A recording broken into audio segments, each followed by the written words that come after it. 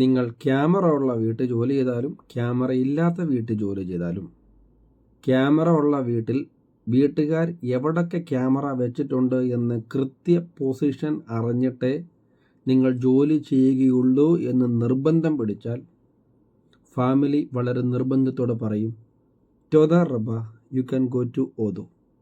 നമസ്കാരം, മല്ലുടെക് ജിബിസ് വ്ലോഗ്സിൻ്റെ ഈ ഒരു വീഡിയോയിൽ കഴിഞ്ഞ ദിവസം എനിക്ക് വന്ന ഒരു സംശയമാണ് ഒരാൾ ചോദിച്ചത്. ക്യാമറ ഉള്ള വീടുകളിൽ ജോലി ചെയ്യുമ്പോൾ ക്യാമറ എവിടെയൊക്കെയാണ് എന്ന് മുൻകൂട്ടി വീട്ടുകാർ പറഞ്ഞു തന്നെങ്കിൽ മാത്രമേ ജോലി ചെയ്യാൻ പാടുള്ളൂ എന്നിങ്ങനെയുള്ള കാര്യങ്ങളുണ്ടോ എന്നാണ് ചോദ്യം.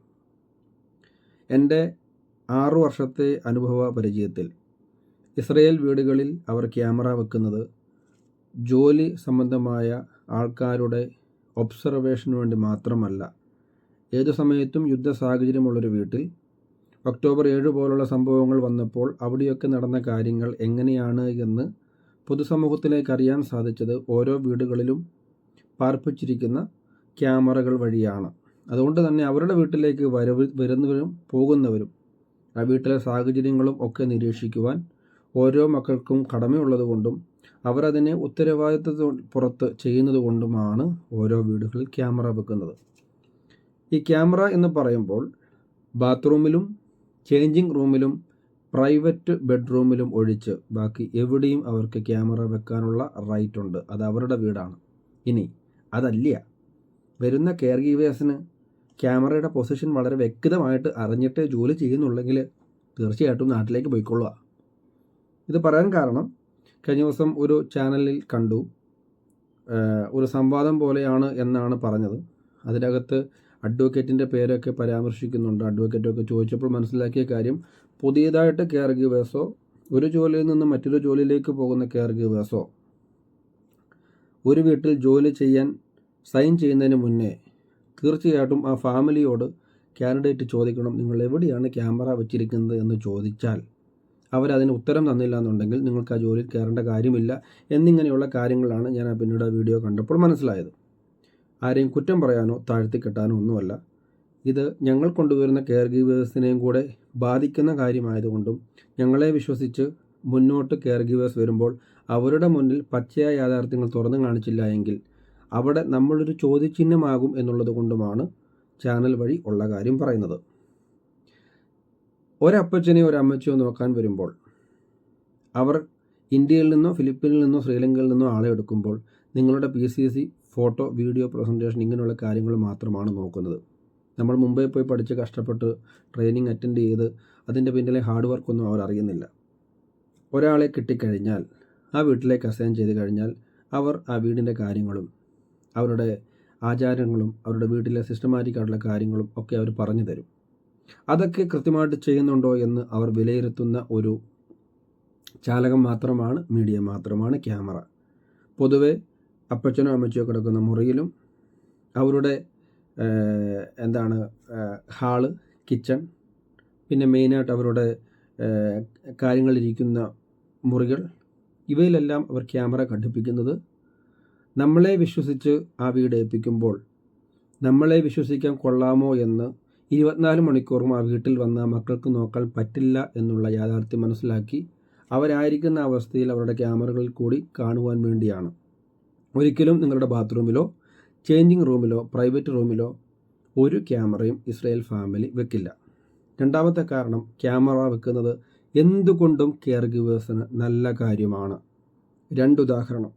2023 ജെറുസലേമിൽ ഒരു മലയാളി ചേച്ചി ജോലി ചെയ്യുന്ന സ്ഥലത്ത് നിന്ന് കൺഫർമേഷൻ ലെറ്റർ കൊടുക്കാതെ റിസൈൻ ലെറ്റർ മാത്രം കൊടുത്തുകൊണ്ട് ഇറങ്ങുകയും ആ ചേച്ചി മറ്റൊരു ജോലിയിലേക്ക് പ്രവേശിക്കുമ്പോൾ വിസ പുതുക്കാറായപ്പോൾ ആ ചേച്ചിയുടെ പേരിൽ ഒരു കേസ് ഉണ്ടാകുകയും അങ്ങനൊരു കേസുണ്ടായപ്പോൾ കാരണം ചോദിച്ചപ്പോൾ പണ്ട് നിന്ന വീട്ടിൽ നിന്നും എന്തൊക്കെയോ സാധനങ്ങൾ നഷ്ടപ്പെട്ടു, അതിൽ ഈ ചേച്ചിയാണ് ഡൗട്ട് എന്ന രീതിയിലൊരു കേസ് വന്നിട്ടുണ്ടായിരുന്നു. അതിൻ്റെ കാര്യങ്ങളുമായിട്ട് ബന്ധപ്പെട്ട് ജെറുസലേമിൽ പോകാനും ആ ചേച്ചിയെ കാണാനും സാധിച്ചു എന്നത് മാത്രം അതിൻ്റെ ഒരു എക്സ്പീരിയൻസിൽ പറയുകയാണ്.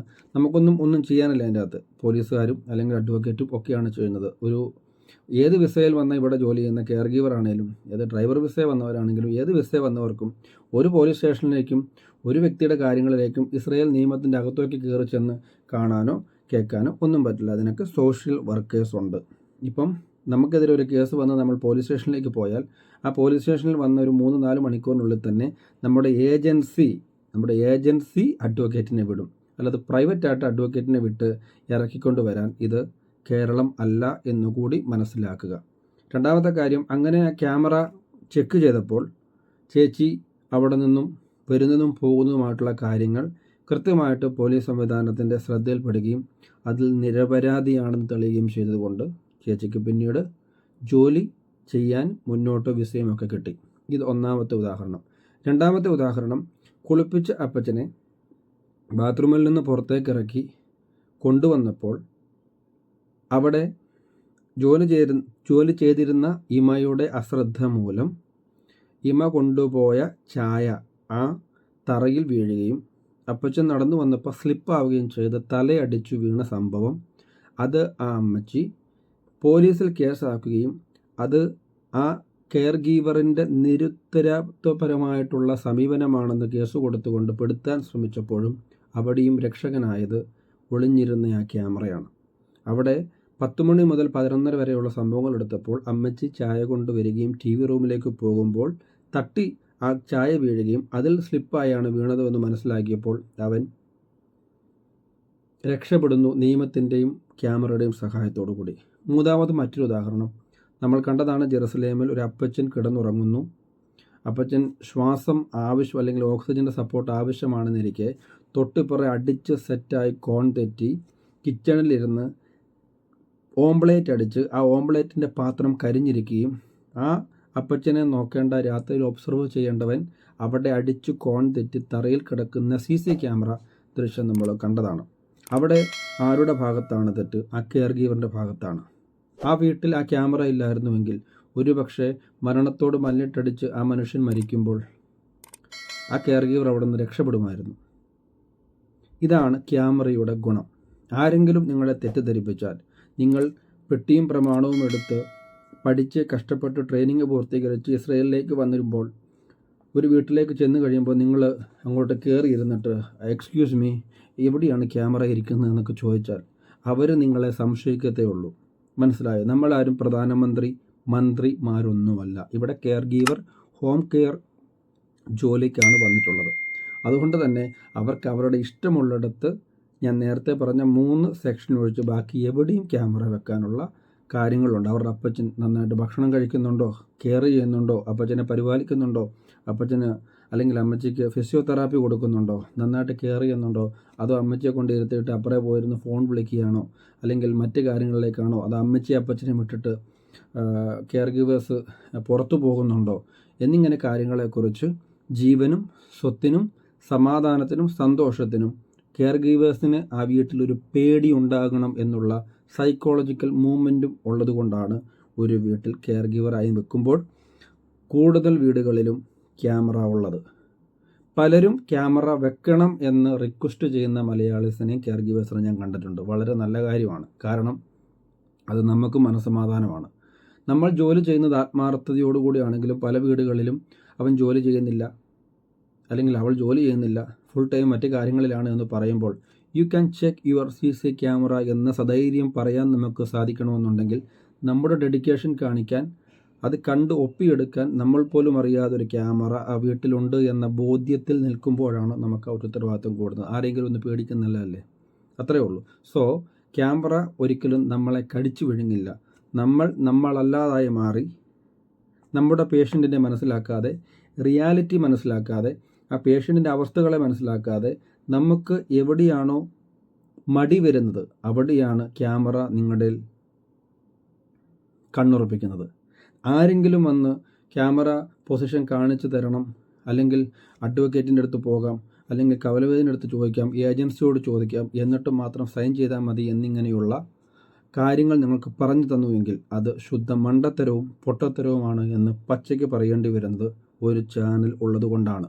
ഈ വീഡിയോ ഷോർട്ട് ലിസ്റ്റ് ചെയ്യുമ്പോൾ പറയാനുള്ള കാര്യം പറയേണ്ട രീതിയിൽ പറയുവാനൊരു ചാനലും, അത് പറയുവാനുള്ള തൻ്റെ ഇടമുള്ളതുകൊണ്ടും നട്ടൽ ഉള്ളതുകൊണ്ടും പച്ചയായ കാര്യങ്ങളെ മുഖം നോക്കി പറയുവാനൊരു സാഹചര്യം ഉള്ളതുകൊണ്ടും എനിക്കെന്ത് പറയണമെന്നുണ്ടോ അത് കൃത്യമായി യൂട്യൂബ് വഴി ഇസ്രയേൽ സംബന്ധമായിട്ടുള്ള കെയർ ഗീവർ സംബന്ധമായിട്ടുള്ള ഞാൻ കൊണ്ടുവന്ന ഉൾപ്പെടെ ഒരുപാട് നല്ല ഏജൻറ്റുമാർ കൊണ്ടുവരുന്നവർക്ക് വേണ്ടിയുള്ള നല്ല ഒരു ഇൻഫർമേഷന് വേണ്ടി മാത്രമാണ് ഞാൻ ഈ വീഡിയോ ഇവിടെ ഇടുന്നത്. ഇത് ആർക്കെങ്കിലും ഹർട്ടാവുന്നുണ്ടെങ്കിൽ അത് എൻ്റെ കുഴപ്പമല്ല. കാരണം ഞാൻ എന്നെ വിശ്വസിച്ച് വരുന്ന കെയർ ഗീവേഴ്സിൻ്റെ അടുത്ത് നീതി പുലർത്തണമെന്നുള്ളത് കൊണ്ട് ആ നീതിയിൽ അനീതി മറ്റൊരു തലത്തിലും ഇല്ല എന്ന് പറയേണ്ട ആവശ്യവും കടമയും തൻ്റെ ഇടവും ഉള്ളതുകൊണ്ടുമാണ് ഇങ്ങനെ വന്ന് വീഡിയോ ചെയ്യുന്നത്. 2025 ഫസ്റ്റ് വീഡിയോ ആണ്. ഈ ഒരു വീഡിയോ ചെയ്യുമ്പോൾ ഏകദേശം 14 പേരോളം മുംബൈയിൽ ട്രെയിനിങ് അറ്റൻഡ് ചെയ്തുകൊണ്ടിരിക്കുകയാണ് നമ്മുടെ കാൻഡിഡേറ്റ്സ്. ട്രെയിനിങ് പൂർത്തീകരിച്ച് അവർക്ക് അവരുടെ പ്രോസസ്സ് ചെയ്യുന്നു. മുന്നോട്ട് ഫെബ്രുവരി മാസം ഒക്കെയും നല്ല നല്ല ഏജൻസികളുമായിട്ട് ടൈപ്പായിട്ട് നമ്മുടെ കാൻഡിഡേറ്റ്സിനെ ട്രെയിനിങ്ങിന് വിട്ട് പോകുവാനുള്ള കാര്യങ്ങൾ ക്രമീകരിക്കുന്നുണ്ട്. നിങ്ങളിലോ നിങ്ങളിൽ ആർക്കെങ്കിലുമോ നിങ്ങളുടെ സഹോദരങ്ങൾക്കോ അല്ലെങ്കിൽ ഫ്രണ്ട്സിനോ കെയർ ഗീവർ മേഖല തിരഞ്ഞെടുക്കാൻ ആഗ്രഹിക്കുന്നുണ്ടെങ്കിൽ കൃത്യമായ കൺസൾട്ട് ചെയ്യാം. കൃത്യമായ ഒരു മാർഗ്ഗരൂപം നിങ്ങൾക്ക് നൽകാം. അതോടൊപ്പം ട്രെയിനിങ് പൂർത്തീകരിപ്പിച്ചുകൊണ്ട് ഉത്തരവാദിത്തോടു കൂടി ഇവിടെ ഇറക്കുവാനുള്ള കാര്യങ്ങളും ചെയ്തു തരാം. സോ ക്യാമറ അപകടകാരിയല്ല. നമ്മൾ അപകടകാരിയാകുമ്പോൾ ക്യാമറ നമ്മളെക്കാൾ അപകടകാരിയാകും എന്ന ഒരു കാര്യം പറഞ്ഞതുകൊണ്ട് കിട്ടുന്ന വീട്ടിൽ സമാധാനത്തോടെ സ്നേഹത്തോടെ നമ്മുടെ മാതാപിതാക്കളെ പോലെ കരുതി സ്നേഹിച്ചാൽ ആ കുടുംബവും നിങ്ങളെ കരുതി പരിപാലിക്കും എന്നതിന് ഒരുപാട് ഉദാഹരണങ്ങളാണ്. കാര്യം ചില വീടുകളിലൊക്കെ ജന്മദിനങ്ങളുമൊക്കെ വരുമ്പം 1 ലക്ഷം രൂപയൊക്കെ കൊടുത്ത വീടുകളുണ്ട്. 5000 ഷെക്കലൊക്കെയാണ് സമ്മാനങ്ങൾ കൊടുക്കുന്നത്. എന്തുകൊണ്ടാണ് ആ ഒരു വീട്ടിൽ നിന്ന് ഇത്രയും ഷെക്കലുകൾ സമ്മാനം കൊടുക്കുന്നത് വെച്ചാൽ ആ വീട്ടിൽ ആ ചേച്ചിയോ അല്ലെങ്കിൽ ആ ആൺകുട്ടിയോ പെൺകുട്ടിയോ ആ വീട്ടിലെ പേഷ്യൻറ്റിനും വീടിനും കൊടുക്കുന്ന ഡെഡിക്കേഷൻ കണ്ടുകൊണ്ട് തന്നെയാണ്. ഈ ഡെഡിക്കേഷൻ കാണുന്നതും ഓരോ വീട്ടിലെ മാതാപിതാക്കൾ അല്ലെങ്കിൽ മക്കൾ മാറി നിന്ന് കാണുന്നത് അവരുടെ ഫോണിലൂടെ ജോലി ചെയ്യുന്നത് നിങ്ങൾ ചെയ്യുന്ന ജോലിയിൽ ആത്മാർത്ഥത കണ്ടിട്ടാണ്. സോ ആത്മാർത്ഥതയും ആത്മാഭിമാനവും ആത്മസമർപ്പണവും ഉള്ളവർക്ക് ക്യാമറ ഒരു പ്രശ്നമല്ല. എന്നാൽ ഒളിച്ചിരുന്ന് എന്തെങ്കിലുമൊക്കെ ഹിഡൻ അജണ്ടകൾ ചെയ്യണമെന്നുള്ളവർക്ക് ക്യാമറ എവിടാണെന്ന് ചോദിച്ചാൽ ഈ വീട്ടിൽ ക്യാമറ എത്തിക്കുന്ന സ്ഥലം കാണിച്ചു തരാൻ മനസ്സില്ലടാ എന്ന് പറഞ്ഞ് നിങ്ങളെ you can go to the rehab എന്ന് പറഞ്ഞുകൊണ്ട് പറഞ്ഞു വിടാനും സാധ്യതയുണ്ട് എന്ന് മുൻകൂട്ടി പറഞ്ഞുകൊണ്ട് നിർത്തുന്നു. വീഡിയോ സബ്സ്ക്രൈബ് ചെയ്ത് കാണുന്നവർക്ക് ഉപകാരമാണ്. അല്ലാത്തവർക്ക് നന്ദി, നമസ്കാരം.